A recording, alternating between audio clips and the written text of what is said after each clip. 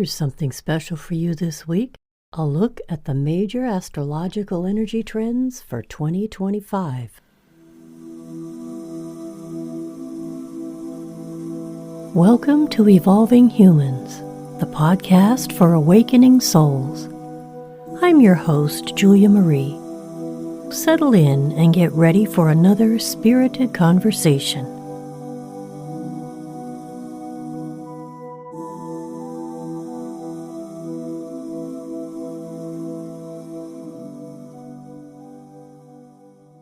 Michael Spramouli is an experienced vibrational astrologer with great insight. He provides the Evolving Humans community with a monthly cosmic weather report, and he's agreed to give us an overview of the energetic trends for 2025. Welcome back, Michael. Thanks for doing this. Hello. It's great to be back again. And yeah, I'm happy to go through this because this can be a little different than the monthly forecast. In the monthly, I'm highlighting specific vibrational patterns and giving dates and what have you. But I'm more interested in having a discussion about the theme of what's coming. Because if you've been on planet Earth anytime over the past year or so, it's been a wild time. And people are saying, well, what can we expect? What's going on here? So I want to take a shot at identifying what I believe to be some of the trends at a really, really high level. Remember, astrology is cycles within cycles within cycles. What makes it personal is when we look at someone's natal chart, but you can get an idea of what the collective's doing by kind of looking at the cycles that are happening at a really high level. So if I had to pick a phrase for 2025 that would summarize the overall tone, it would be this.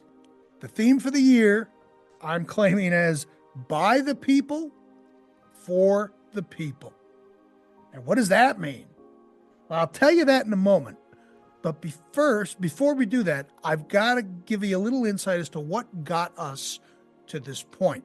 So that's the tease. By the people, for the people. Well, what does all that mean? Well, you've heard it, if you've been following the forecasts here, that Pluto's been dancing around. It was in Capricorn since 2008. Then it went into Aquarius for a little while, then back into Capricorn.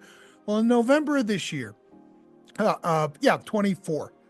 Last year, November of 2024, Capricorn, Pluto left Capricorn forever, at least in our lifetimes. Unless anyone lives to 248 years, then they'll see it again, but highly unlikely. So Pluto is now inside of the sign Aquarius.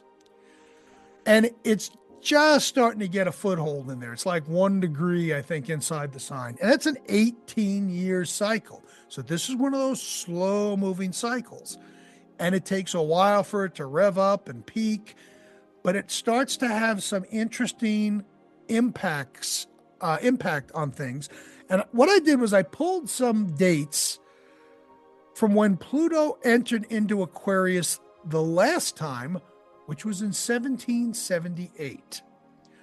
And the reason I did this is because I think it's helpful to look at what was going on then to give us some insights as to what we could expect throughout this Pluto cycle that we are currently living in. So let me just share some of those with you here.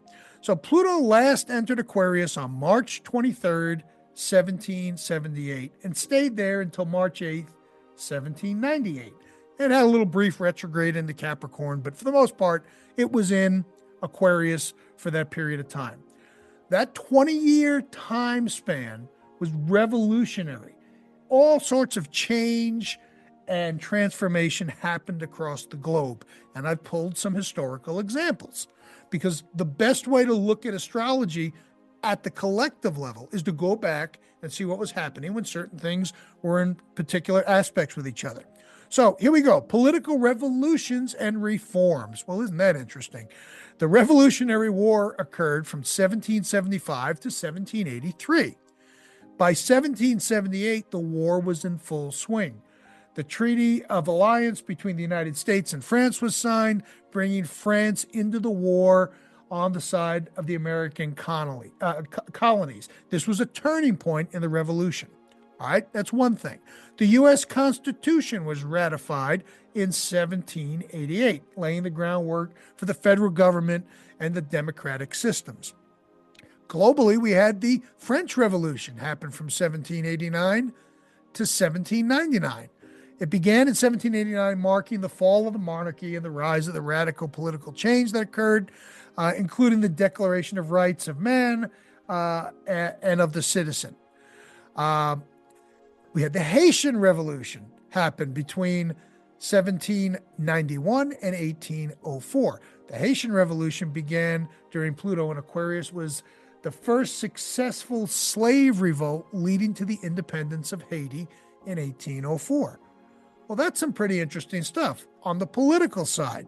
But wait, there's more. We have the Industrial Revolution. It started to gain momentum during this time.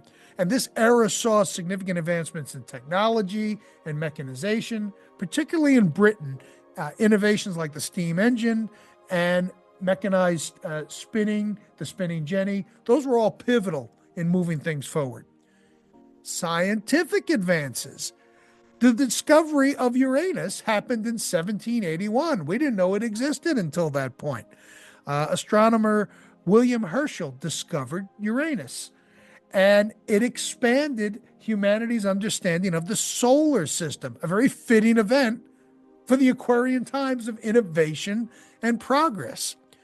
Exploration in general was hot and running wide open.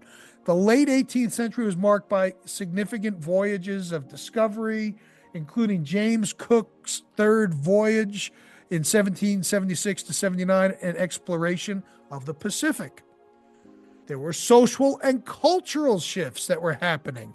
You had the abolition movements. Early movements to abolish slavery started gaining traction in the late 18th century.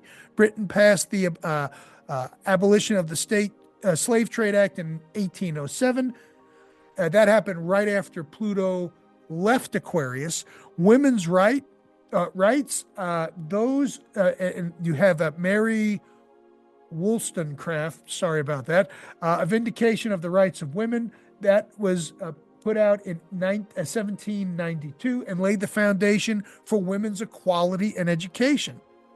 So you start to look at what happened the last time Pluto decided to hang out in Aquarius, and these are pretty major things. Now, obviously, all of those major things happened over a period of time, but when we start to answer the question, well, what can we expect over the year ahead, and we look at where we are now, particularly in the United States, that's where I'm focused. I mean, obviously, you have listeners from around the world here, but there's a lot of stuff happening right now. A lot of people fighting with each other, seeing things from completely different viewpoints, all sorts of deals that are happening, sometimes where people are feeling that they're not being treated fairly and they're not treated fairly. And what are we going to do about it?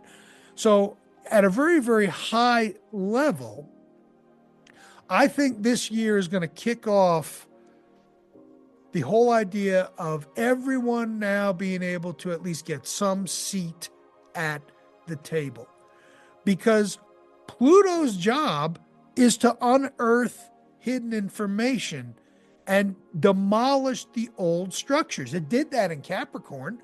It did that when the financial crisis happened, when they were selling, I forget what they were, not junk bonds, but subprime mortgages. You had that whole thing, and that all got blown up.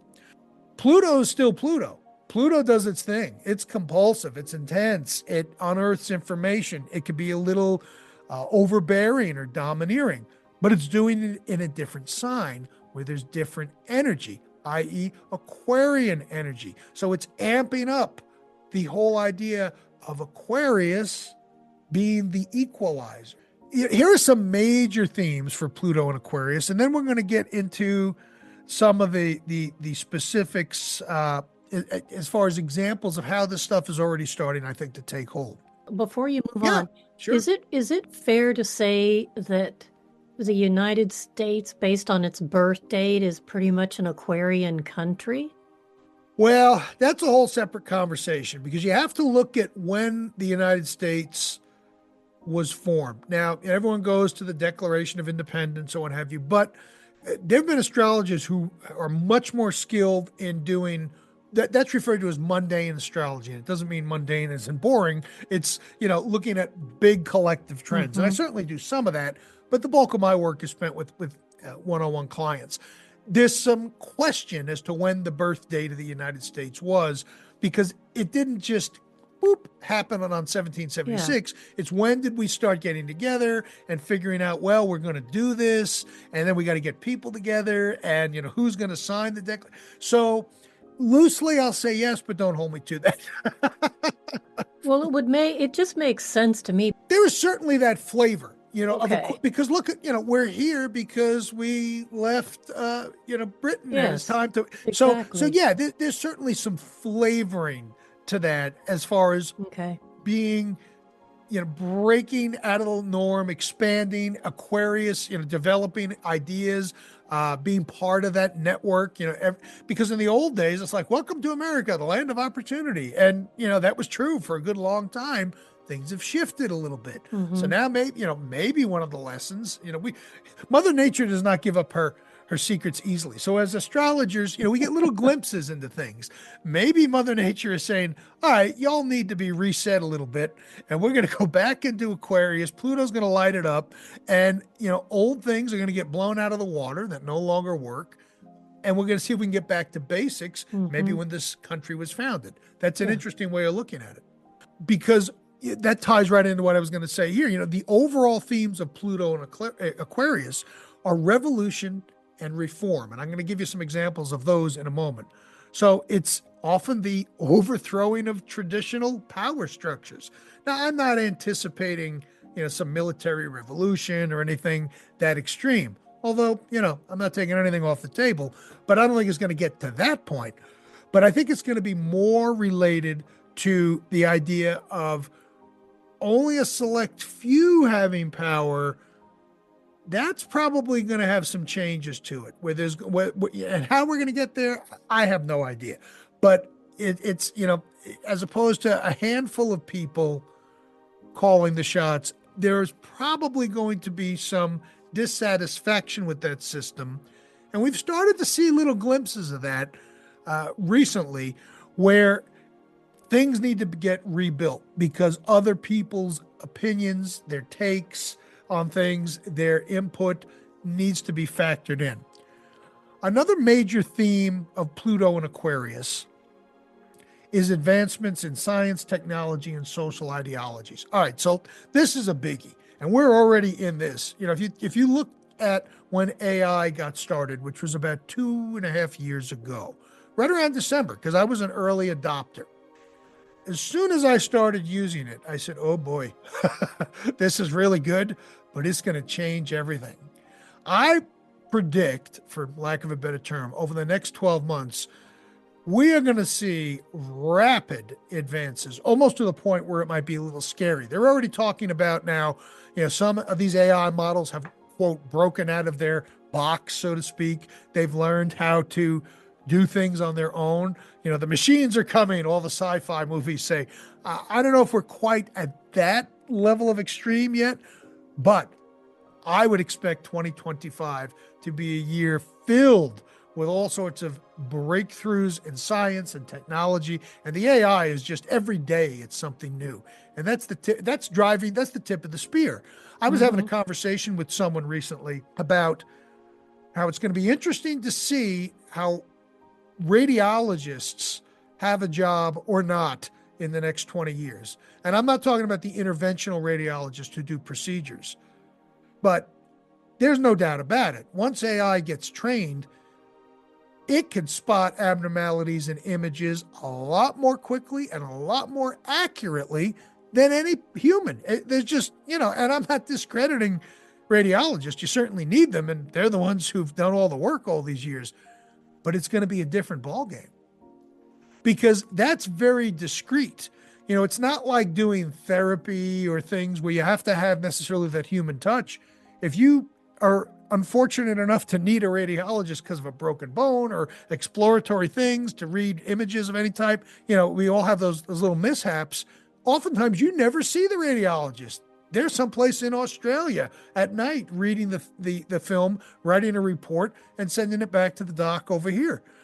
So they don't really have that direct patient contact. I think AI is really going to reshape the way that imaging is done. Yeah, there'll always be radiologists, but I think you're going to end up seeing the times decrease from having to wait for someone to read it and write the report, because once AI gets trained, that's a repeatable, replicatable type of process that can just be turbocharged. And that's a good application of it, I think. Now, I'm not a radiologist, so they may have different feelings, but you get the idea. The other major theme that I think is going to happen in 2025 is collective movements, meaning, and we're starting to see some of this bubble up already, people banding together and the collaboration and rise of groups advocating for equality and freedom. We're just at the simmering stage of that now. And I think that with this Aquarian energy, and when this year starts to really move forward, there's going to be a lot more coalescing around certain causes. And when you start to hit critical mass, and again, toward a little bit here, I got some examples of how this is already starting. I want to lay the foundation first.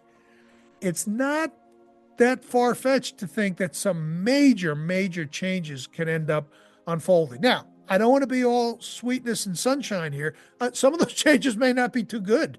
I think the bulk of them will be, but there can be some hiccups along the way, because Pluto kind of wants what it wants when it wants it. So it gets in there and does this thing. Yeah, it activates the Aquarian energy. There may be some battles. It's not like, oh, Pluto's here, Aquarius, everyone get along and hold hands. Doesn't work like that. Remember the instances that I cited at the top of this, the French Revolution, it can get a little gnarly.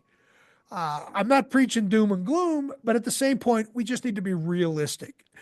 The good news is that I think there's light at the end of the tunnel. So you got the whole deal with Pluto being in Capricorn, kind of came out of there. The Aquarian energy being activated by Pluto, it invigorates the network. Because Aquarius, if we look at just the sign energy from Aquarius, it's not about standing out from the crowd. It's about bringing your piece to the table to benefit the network. So with Aquarius being lit up by Pluto, it invigorates the network, which is us. We're all part of that network. It shifts the energy from focusing on a select few to the collective. Most of the people will probably like that. The select few may not. Well, I'll just go on record and say they won't. But these are the type of changes we can begin to see unfold over the next 12 months. Now, I want to speak about Pluto's involvement in this. Pluto is often referred to as the bulldozer of the zodiac. So I want you to think for a moment of a bulldozer on a construction site. We've all seen them, these huge, big, earth-moving pieces of equipment that can go in there and they can level a tree within 30 seconds. They just plow into it, the roots are up and whatnot. And then, that's pretty destructive. But what can end up happening? You look at the base of the tree where the roots were, and it's like, oh my goodness, there are gold coins here from 200 years ago. I never knew those were there. Or there might be some artifacts from some archaeological artifacts that you discover, dinosaur bones if you dig down deep enough. So the whole idea with Pluto is it unearths hidden things and information. And it can be a little destructive. That's why I said it's not all sweetness and sunshine. But it brings things out into the open. So here are some things that I think kind of illustrate this, because you can talk about it in the abstract, but it's really good to kind of look at those examples that illustrate this phenomenon in real time. So remember, Aquarian age, we're all part of a network. We all have a place to give and receive in that network.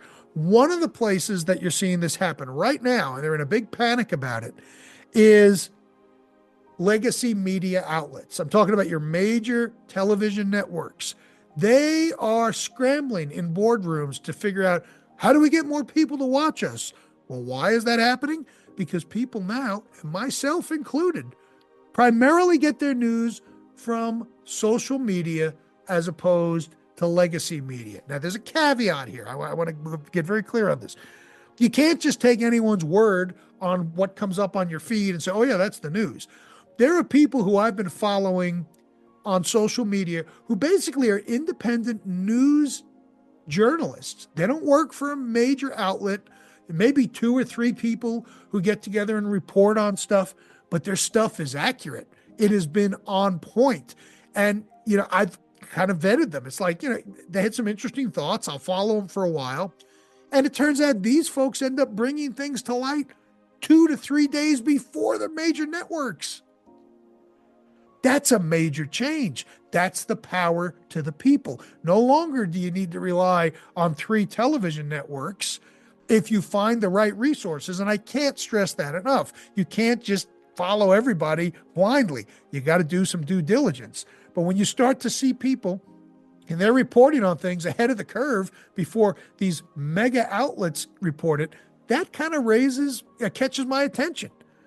So, many times these folks end up getting their information from better sources, and they get it reported faster and quicker and more accurate and more in-depth coverage instead of the 30-second soundbite, because they're not that is Aquarian energy typified, because you've got one person now able to do what these major networks have done before. That wasn't possible 10 years ago.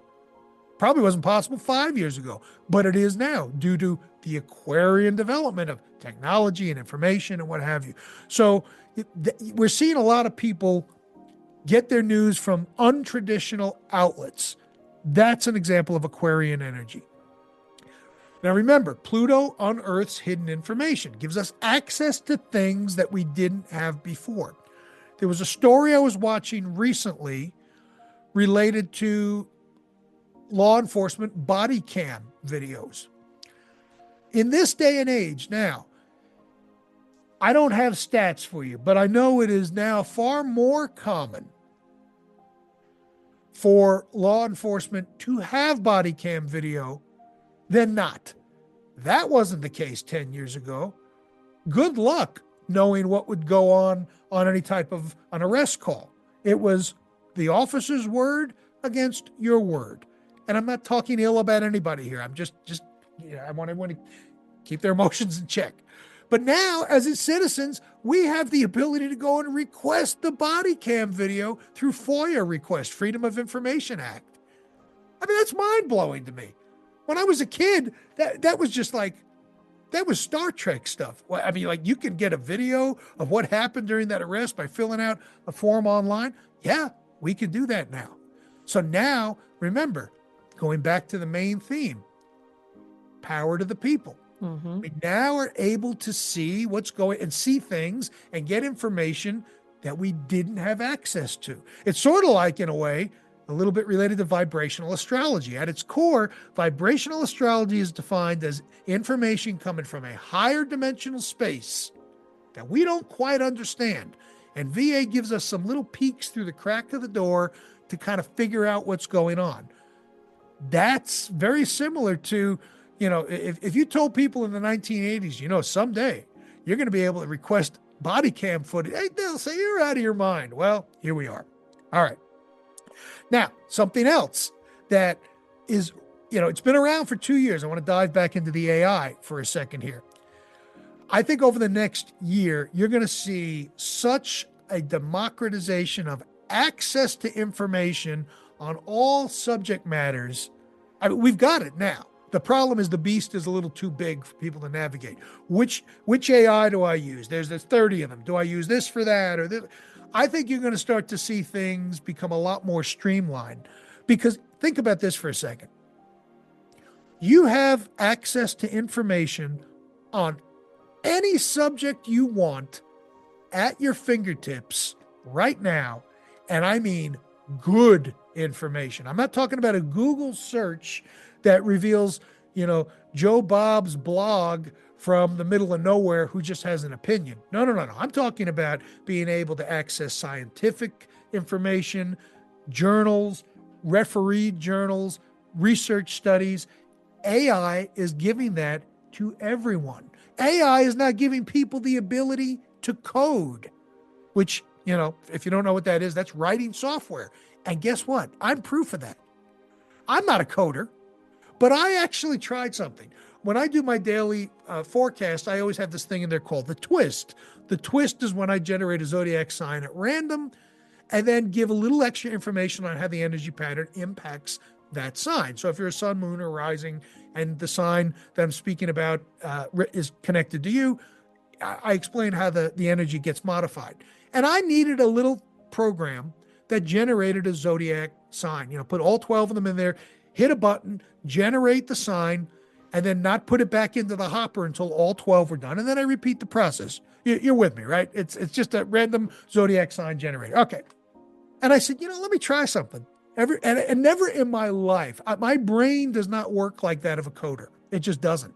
I tried it many, many years ago. I said, forget this. Too much detail. You miss a period. The whole thing crashes. I can't do this. I said, well, let me put this AI business to the test. I wrote a little brief for AI saying, here's what I'm looking to accomplish. I need a random zodiac generator. I put in all my specifics. I want this, Hit the button. It generated the code. And I said, oh, what do I do with this now? Because I didn't even know how to run it. Well, you got to put this program in it. Python is what I use for those who may be curious. So how to get that running on my machine. How do I do that? I asked AI, told me how to do it, put it in there. Then I put the code that it generated into the software and it worked beautifully. And I'm like, whoa. When I did that, and that was about probably, I'll tell you when I did it. It was recent. It was right after the hurricane because I wanted to change the format of my daily forecast. So it was in October. So this is like super fresh. I said, this is a game changer because here I am coding without knowing anything about code. And if there was an error or something didn't look the way I wanted, I said, no, I need this fixed this way, told AI. And now I'm doing the work. It's simple. Granted, this is not complicated, the program that I created.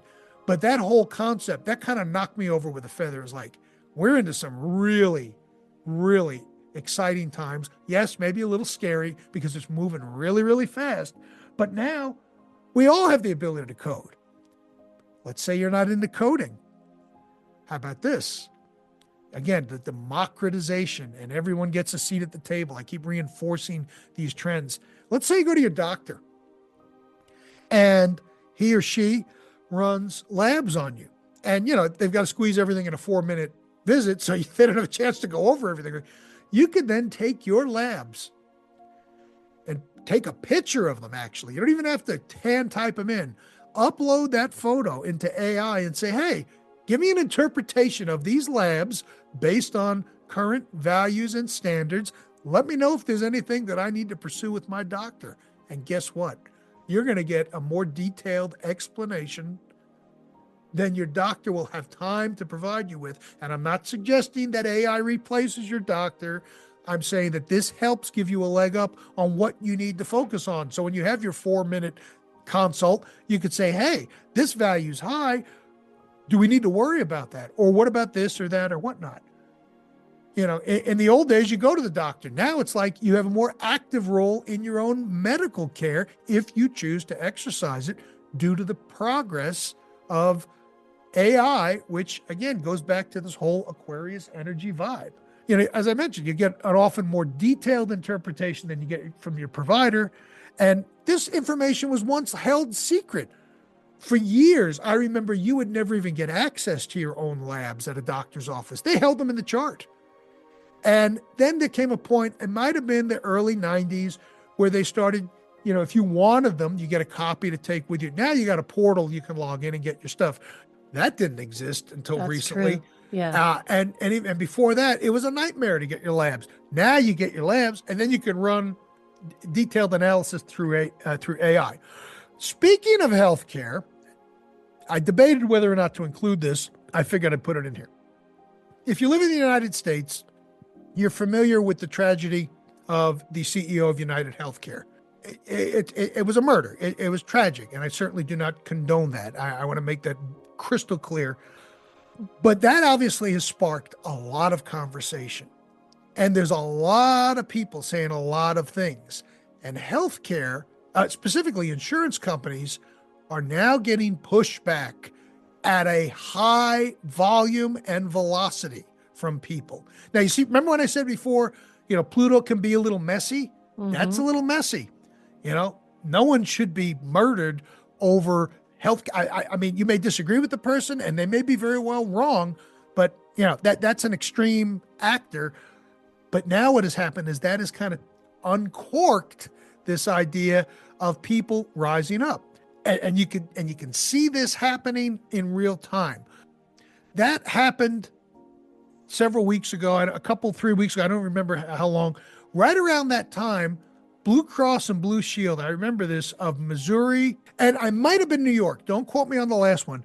They had released a statement, Blue Cross Blue Shield, saying, we're not going to cover anesthesia if the procedure runs over a certain amount of time that we deem it to be appropriate. That, if the average procedure, let's say you're having carpal tunnel and it should be done in an hour, but you run into some complications and the surgeon has to go to an hour and a half, 2 hours, whatnot, the patient is going to be on the hook for anesthesia. Did you hear that story when it came out? Yes, I did. Okay. Well, guess what? That was on the heels of the United CEO assassination.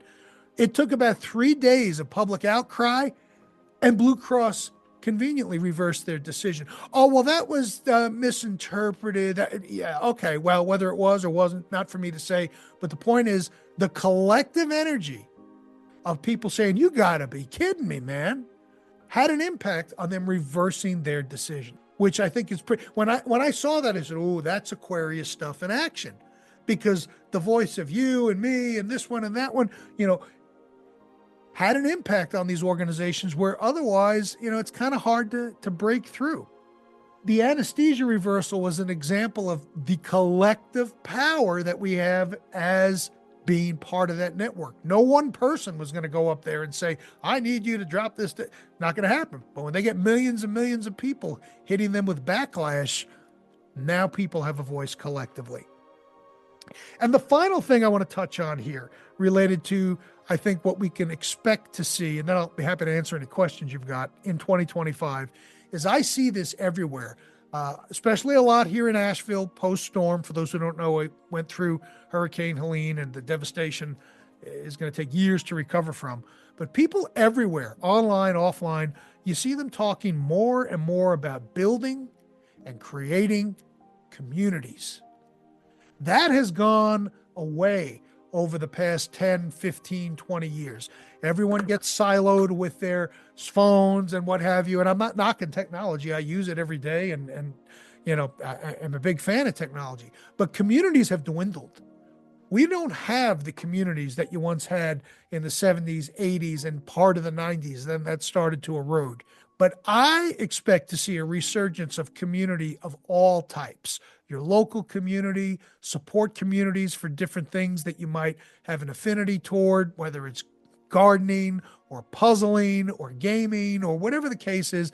There's going to be more connection between people at these group levels, because that's been lacking. And when you get people now rallying or joining together over a same cause, over the same cause, that's where the power starts to really multiply. It's like your force multiplier, because, and it doesn't have to be physical, although we're seeing more people, come down to the library for a meeting on such and such. We're talking about how to can, because canning is now a lost art. Well, suddenly people are like, well, maybe I need to know that, especially here in Asheville when we had no water, power, food, or, there's definitely some interest in survival type of activities and whatever, and communities of all different types across all socioeconomic statuses and gender and race. None of that matters. It's what's the common goal.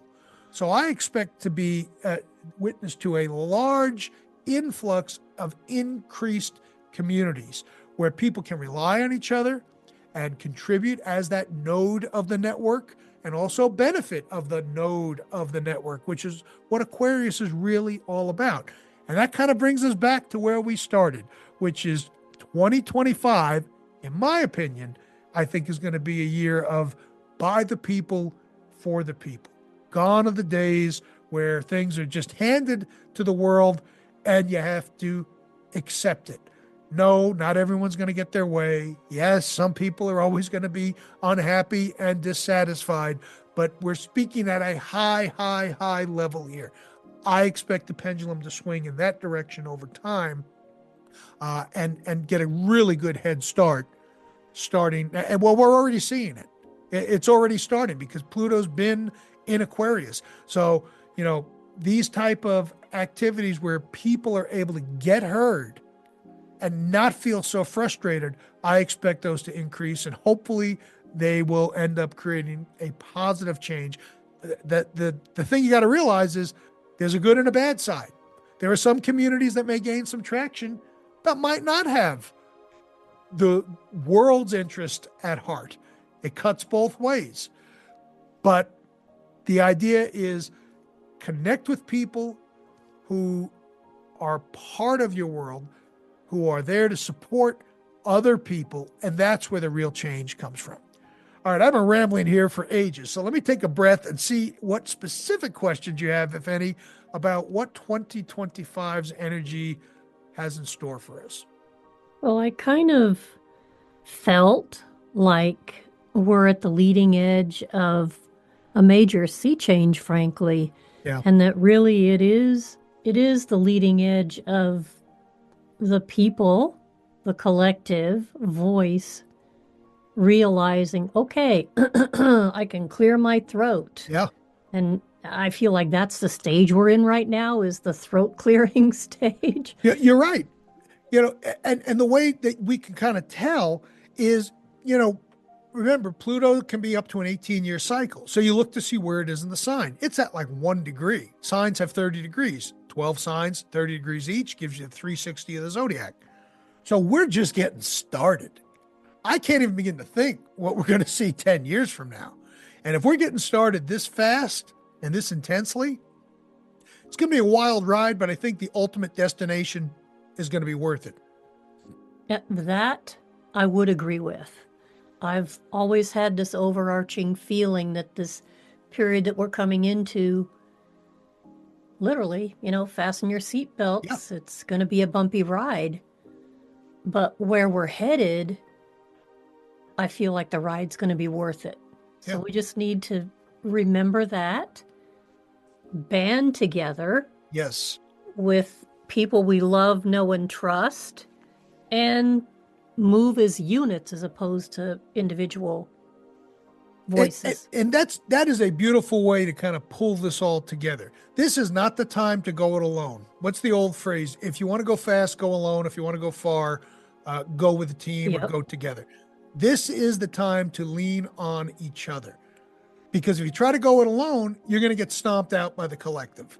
So it's a matter of aligning yourself with, as you said, people who you know, love, trust, and go together, because you're going to be able to cover more ground and have a greater impact, and ultimately get to the destination, hopefully not as banged up, because you've got other people who are watching your Exactly. back, and you're watching their back when they're unable to do lead the charge, so to speak. Well, Michael, this has been a very thought-provoking conversation. It's gonna be, I mean, I can't wait till we get back to next 2026 when we do this for that, and we'll see. Yep. Wow, let's see what's happened then, because that's the beauty of doing these forecasts. I sometimes go back, and I encourage people to go back and look at daily, monthly, yearly forecast, because it gives you an idea of what was going on then. And then you can kind of parallel that with what was happening in your life. And I have a lot of people who will say, I go back and look at some of the old stuff, and at first I thought it was a waste of time, but it gives some insight as to what might have been going on behind the scenes, Yep. cosmically, that was impacting your actions, activities, and behaviors. Perspective is a powerful thing. Oh, it is. Before we close, I'm going to let you have the final word, but also please include in that telling the people where they can find you. Sure. So if you're interested in my work and want to know more about what I do, you can visit blueridgeastrology.com. That's blueridgeastrology.com.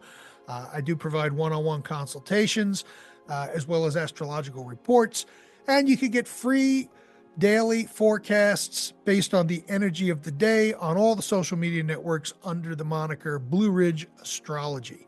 And in closing, the only thing I'd like to mention is I would encourage everyone to just take a breath. We're in the process of switching gears. And whenever change happens of any type, it's a little disruptive. Focus on where we're going.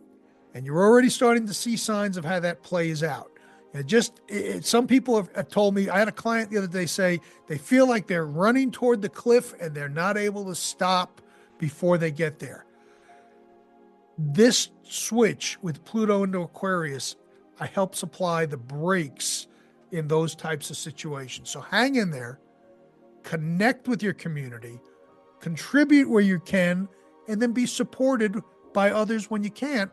And that'll help navigate what lies ahead. But collectively, I think the next year is going to be overall exciting and positive with some great opportunities. And now it's up to us to then take advantage of those. Well, I say ditto to all of that. And thank you once again, Michael, for a great conversation. Thank you. Well, that's our time for today. Thank you for continuing to support Evolving Humans. Please remember to share with at least 2 other people so that together we can bring more light to this world. Evolving Humans is now on YouTube. If you want to explore content other than the podcast, check out the Channeling Project episodes I'm posting on Evolving Humans with Julia Marie. Just scroll down to the Channeling channel and give them a listen.